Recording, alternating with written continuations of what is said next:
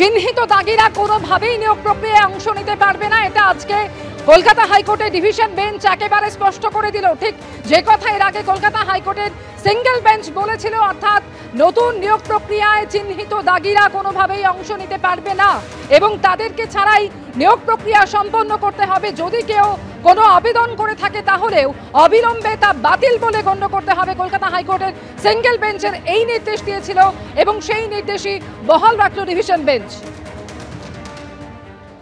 আজকে মহামান্য বিচারপতি সৌমেন সেনের ডিভিশন বেঞ্চ আজকে স্টেট এবং এসএসসির যে অ্যাপিল করেছিল অনারেবল জাস্টিস সৌগত ভট্টাচার্যের যে জাজমেন্টের পরিপ্রেক্ষিতে তারা চাইছিলেন যে টেন্টেড ক্যান্ডিডেট তারা যাতে এই নিউ রিক্রুটমেন্ট প্রসেসে পার্টিসিপেট করতে পারেন সেটা চাইছিলেন রাজ্য এবং এসএসসি। আজকে মহামান্য বিচারপতি সৌমেন সেনের ডিভিশন বেঞ্চ বলে দিয়েছেন যে অনারেবল জাস্টিস সৌগত ভট্টাচার্য যে জাজমেন্ট দিয়েছেন সেটি সঠিক এবং সেই জাজমেন্ট মোতাবেকই এই টেন্টেড ক্যান্ডিডেটরা নতুন সিলেকশন প্রসেসে একদম তারা বসতে পারবেন না। ফলে স্টেটের অ্যাপিল অ্যাজ ওয়েল অ্যাজ এসএসসির অ্যাপিল দুটোই ডিসমিস করে দিয়েছে। দেখুন, এরা প্রথম থেকেই টেন্টেড ক্যান্ডিডেটদের সঙ্গে ছিল এবং এরা টেন্টেড ক্যান্ডিডেটদের বার্তা দিতে চাইছেন যে দেখো আমরা তোমাদের সঙ্গেই আছি। সেই জন্য তারা ওই প্রথমে টেন্টেড ক্যান্ডিডেটদের তারা বসার সুযোগ করে দিয়েছিলেন। পরবর্তীতে আদালতের সামনে এসে যারা টেন্টেড ক্যান্ডিডেটরা যাতে এই নিয়োগ প্রক্রিয়ায় যারা থাকতে পারেন সেই জন্য সমস্ত রকম বন্দোবস্ত করেছিলেন।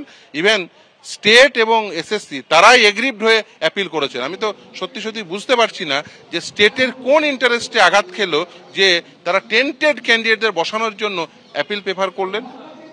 এর আগে যে সওয়াল জবাব সিঙ্গেল বেঞ্চেও হয় সেখানেও দেখা যায় যে নির্দিষ্টভাবে চিহ্নিত এই দাগিদের পাশেই দাঁড়িয়ে ছিল রাজ্য এবং এসএসসি এবং যেখানে একের পর এক যুক্তি তুলে ধরা হয় যে কেন এই নির্দিষ্টভাবে চিহ্নিত দাগিরা তারা পরীক্ষায় অংশ নিতে পারবে না।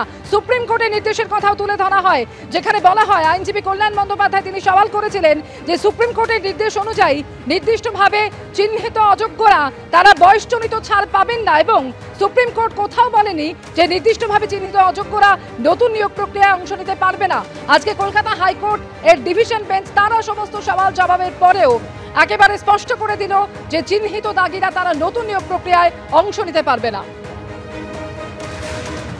আমাদের দুর্ভাগ্য যে এই জন্য মামলা করতে হলো, যেখানে সুপ্রিম কোর্টের স্পষ্ট নির্দেশ আছে যারা দুর্নীতিগ্রস্ত, চিহ্নিত অযোগ্য নয় চিহ্নিত দুর্নীতিগ্রস্ত তারা পরীক্ষায় বসতে পারবে না।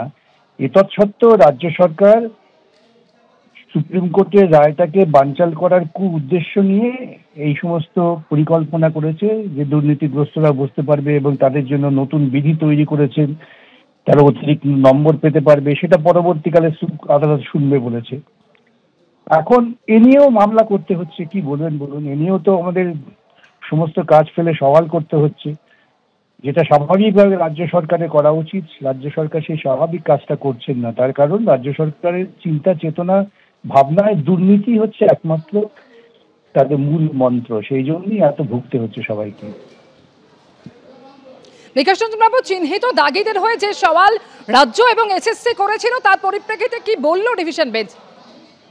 কি বলবে, যে সওয়ালগুলো আদৌ গ্রহণযোগ্য যুক্তি নয়, এর বেশি আর কি বলবে। আদালত তো আর বলতে পারবে না যে কটা কথা আমাদের মতো, আমরা যা বলার বলতে পারি, আদালত সে কথা না, আদালত বেআইনি হয়েছে, যুক্তি গ্রহণযোগ্য না, তাই বলবে।